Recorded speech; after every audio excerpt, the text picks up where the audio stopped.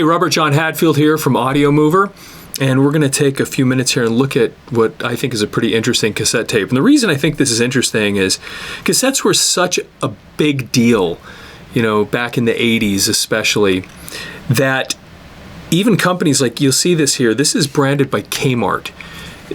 Companies like this would actually have their own line of cassette tapes that you could buy at these stores. And this is an example of one. Now, as you can imagine, in a lot of cases, these things were pretty cheap.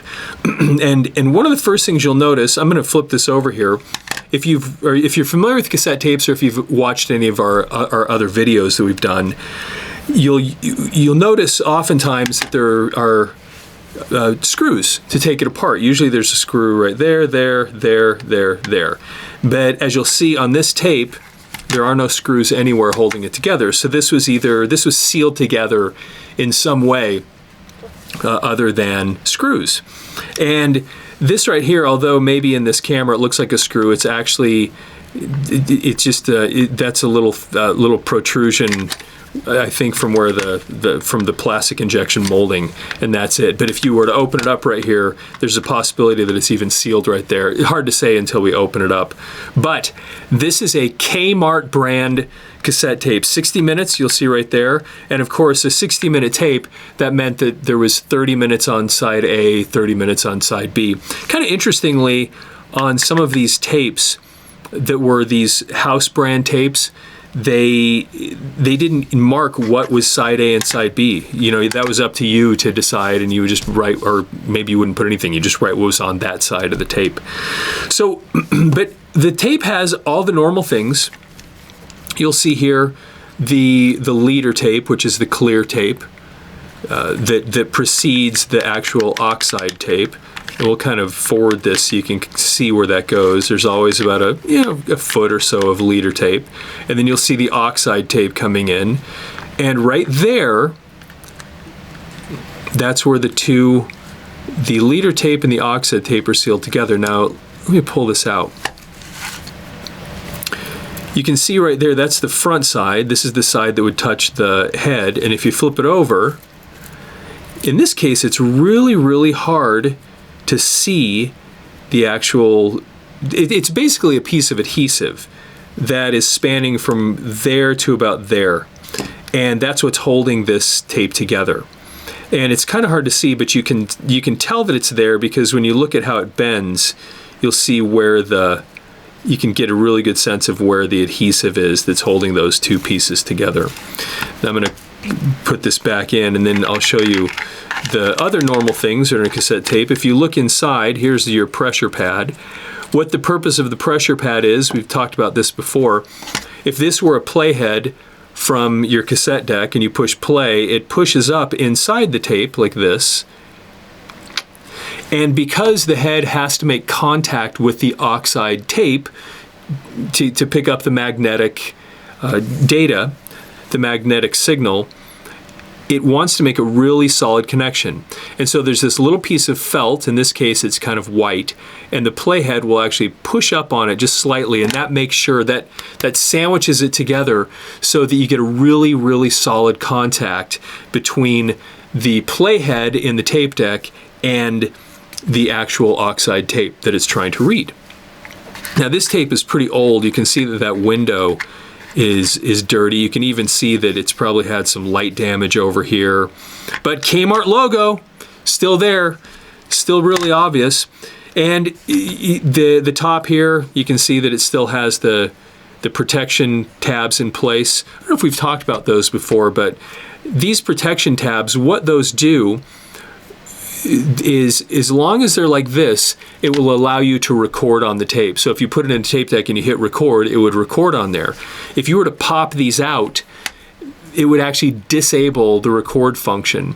And the way that would work is when you put a tape in a tape deck, there was actually this little, I don't know how to describe it, but it was this little button almost. And when the tape would go in, it would try to push down, but if it couldn't, then that would make sure that the record stayed enabled. But if it was able to push itself down into that hole, it would disable the record function. So what I want to do here, anyway, I thought you'd find that interesting, just having a KMART brand cassette tape. Probably haven't seen one of those in a really long time. So anyway, I thought you'd like that, but what we're going to try to do here, because it doesn't have screws, and a lot of people ask me this question because they'll contact me and say, hey, we have this tape that's broken and we need to get inside of it, but there's no screws. How do we get the thing open? Now, I'm not going to lie to you. A lot of these tapes are really, really hard to get into, and you'll end up just destroying the entire tape trying to get into it. So I'm gonna show you the basic procedure that we follow here. I've been doing this for decades, and there's no real easy way to get into these tapes, but it's so common that people need to know how to do this. And I'm just going to show you the procedure that I follow. Hopefully it won't completely destroy the tape as we do this, but who knows? You know, sometimes when we try to do this, the housing gets just torn to shreds, and other times we're able to break the seal around the edges. You'll see that there's this seal, you know, that's pretty obvious to see all the way around, and it's sealed in the front here, and then sometimes it's even sealed on the inside. But what we're going to do is we're going to try to break this open and see what happens. And so I'm going to show you the procedure there. So what I usually do is I'll get a little stronger, and we might even need one that's bigger and stronger than this, but I'll get a screwdriver that's a little bit larger. And the first thing that we do is break out these tabs, because we're going to need the screwdriver possibly to get in there and crack it. So I do that, and then I actually try to twist it just a little bit, just to see if we can break the seal, and you'll hear it cracking just a little. Now, it's not cracking as much as it needs to. You want to just feel it crack just a tiny bit. There, you hear a little bit. That's just to kind of soften it up. So you can see that it's actually coming apart a little bit in the front right there. Now, by the way, the good thing about this is if we destroy the housing, which happens sometimes, it's really not a big deal, because you can literally take any housing of any cassette tape, find a good housing, you know, find a TDK that actually has, or a Maxell or something that actually has the screws, and then just unscrew a nice housing, take these 2 reels and just put it in there, and then it'll just work. So it doesn't really matter. The trick here is to try not to destroy the tape on the inside. You can destroy the housing and it really, really won't make a big difference. But what I do from there is we then try to pry it open, and you'll see what I just did, how that kind of broke along the seal. And then we'll maybe try to get the screwdriver in there and see if we can pry it open. See how I just did that? How that kind of pried? And you get down to this other side. Once again, we try to pry that open a little bit, and you're seeing how that breaks open at this point. Okay?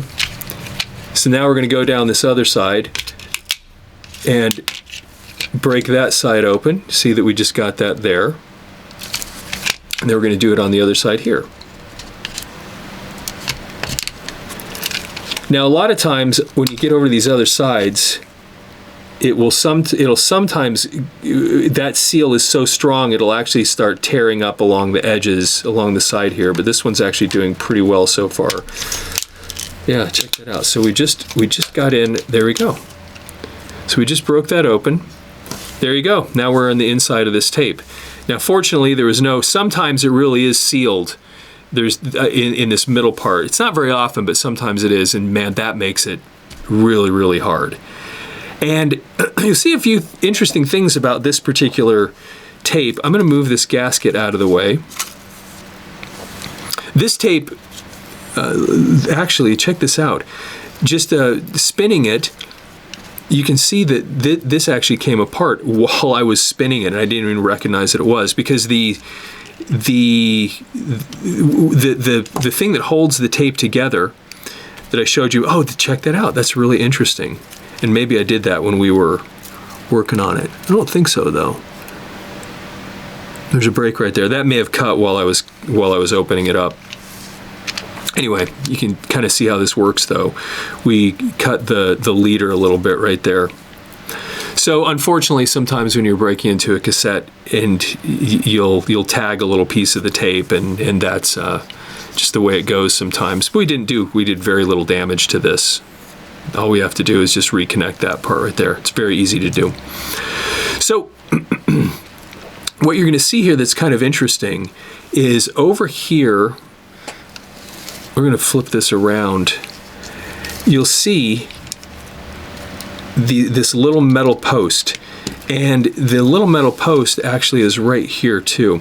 So the way this particular tape is put together, if you've looked at some of our other videos, you'll see that these little metal these posts are usually, or not usually, but they're frequently pieces of plastic that are part of the original plastic mold. A lot of these cassette tapes would actually just make holes, and then they'd put these metal posts, and then the spool, the little reel, or the little wheel would sit on that post. And so it had to sit right in that correct spot there. And it's not always easy to get it right in that spot. It's way more fragile or much more difficult to work with. And this post needs to go in that spot right there. Let's see if I can get that in. Yeah, it looks like actually they work better on the other side. They're very loose right here. Now, the next thing that you'll see here, this is the typical shield, little metal shield that we see in other tapes that we've shown you. And that sits in that spot. And there's your pressure pad that we were looking at from the outside just a minute ago. And you'll see that it actually just kind of floats there. It's not sealed to anything. The pressure pad just kind of sets in that spot. And I think we're supposed to be working on this side right here.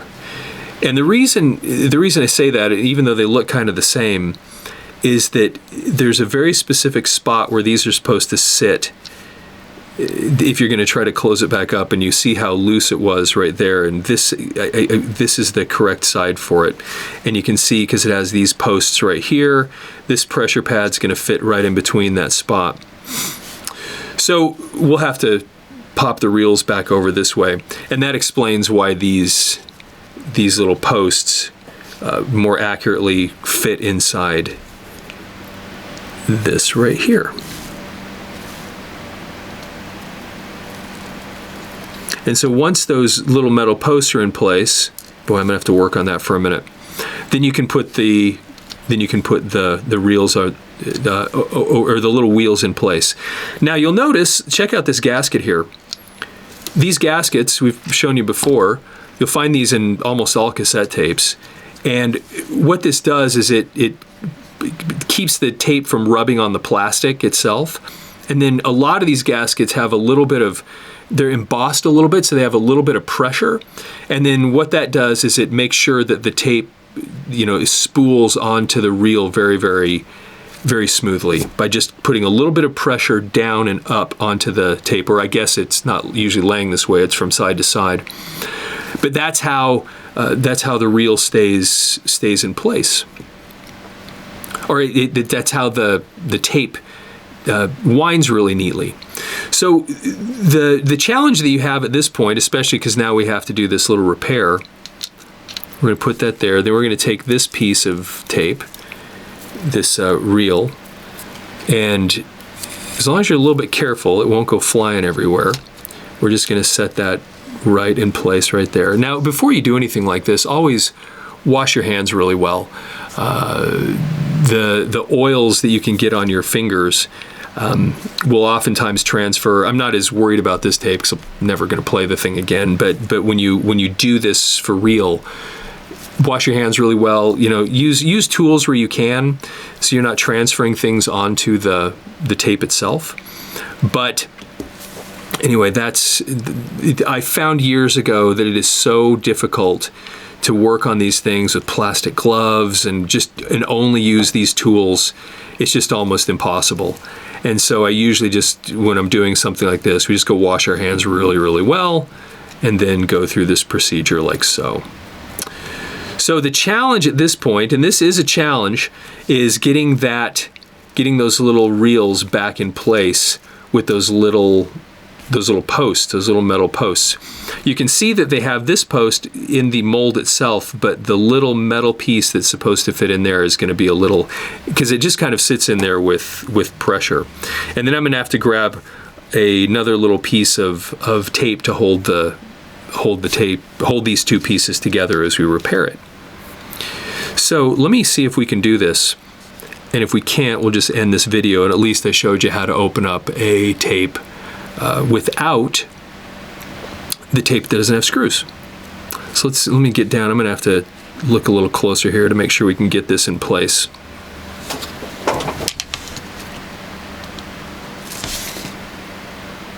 You're dealing with these very, very small, very, very small spaces. Okay, that one's in. Then we've got this one on the other side.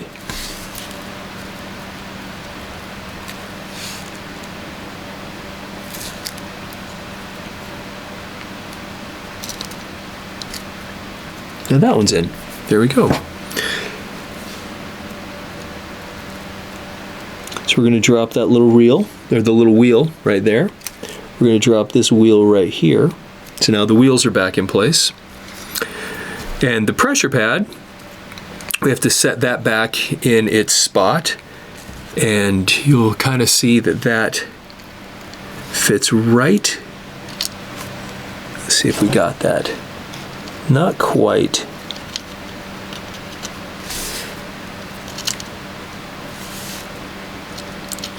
There we go. And that's that. So at this point, it's just a matter of we've got to seal this tape, repair this tape that was damaged just slightly when we were opening it up. And then what we'll do, and I'm going to stop this for a second so I can go grab a couple of, go grab something to actually do the repair. And maybe I'll just show you how to do that while we're at this. And then we'll seal it back up. And at this point, because there are no screws, we close it back up, but then we have to use something else to keep it shut from here. In a lot of cases, what I would do from here, because we have so many backup housings, is we would just go get another housing from another tape and probably just put it in there and be good with it in case we had any other problems with the tape. But in this case, I'll show you how to get this put back together. So be right back. So we're ready to do this repair now. I gotta admit, I'm a tiny bit embarrassed that I broke this while we were opening it up, especially after I think I specifically said be very careful so you don't damage the tape inside the housing. But anyway, maybe it was serendipitous that it happened when it. I seriously don't think I've ever broken a tape while breaking a case open before, but anyway, happens. And at least you can see how this is all done. And once again, maybe there's a little serendipity that we get to repair this tape now so you can kind of see the whole thing. Now, what you need to be able to do is we want this end and this end to match up. Now, what I recommend is put them across from each other like so. You see how the oxide is going behind it, the clear is going in front of it. What I do is we bring some scissors in and just cut it at an angle, like so. Okay? Now, why do we do that? Well, that way, I was taught this, a million years ago when I was in high school and I was first working in studios to do things at an angle, like so. You can imagine there's your tape and you're putting it together. And the idea was that with that angle, when it crossed the playhead, in between the playhead and the pressure pad, that there'd be a smoother pathway and it'd be less likely to get caught. That was the theory behind it. And so that's what we have here.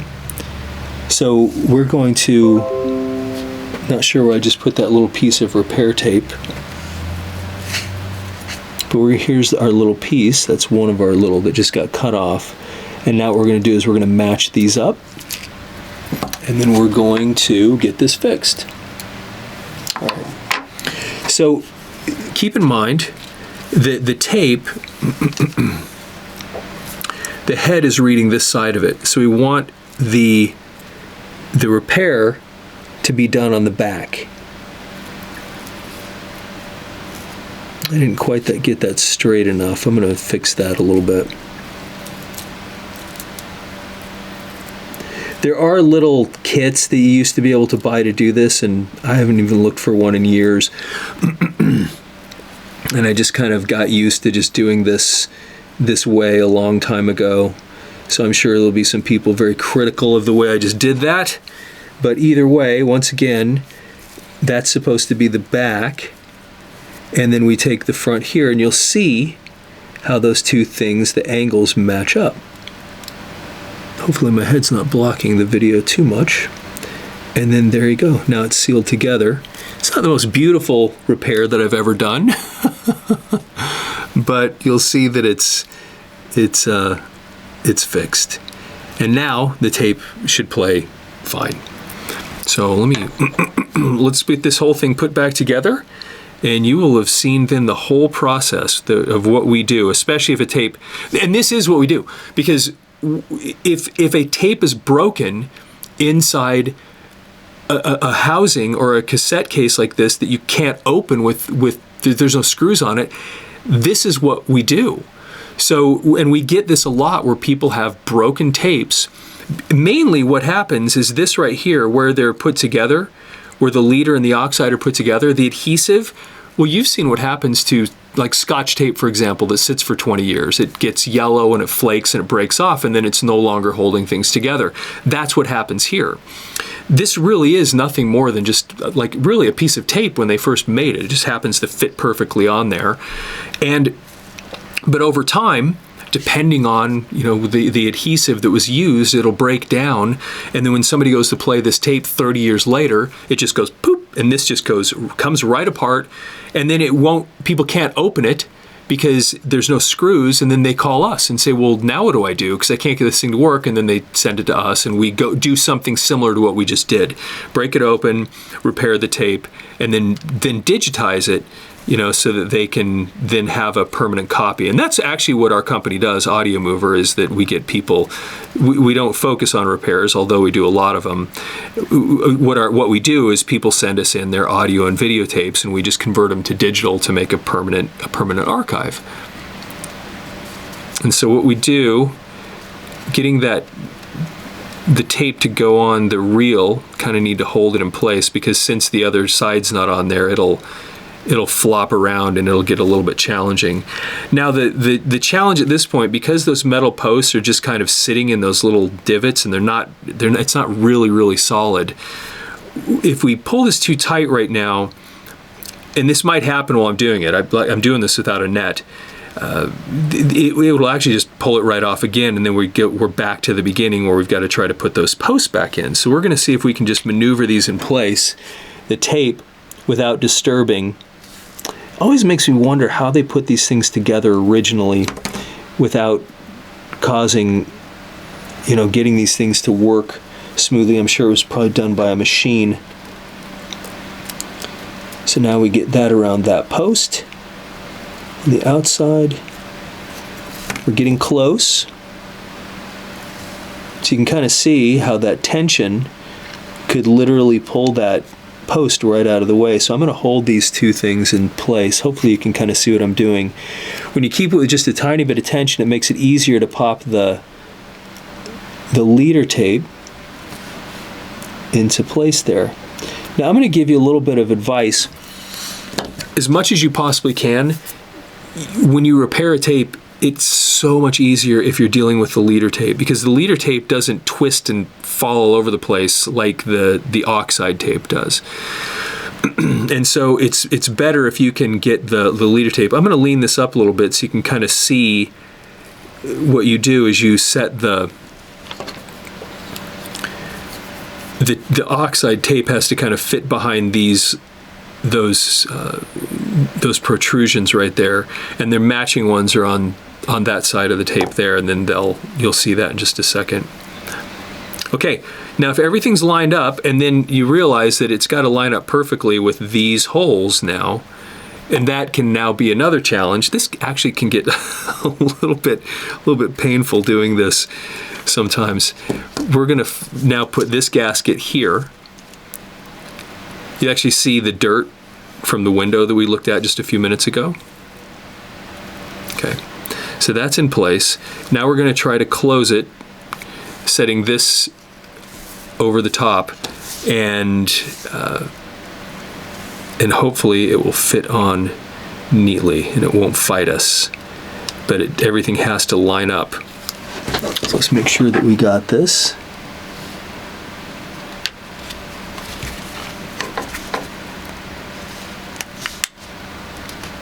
Yep, there we go. It all lined up perfectly. So now, the next trick, or the next thing we have to do, is of course you have to be able to close it. Of course, it's just, there's no screws, and so it's going to fall apart instantly at this point. And so then the kind of thing that we'll do from here is we'll actually just grab some, and what I actually use is some pieces of packing tape, and I'll just cut some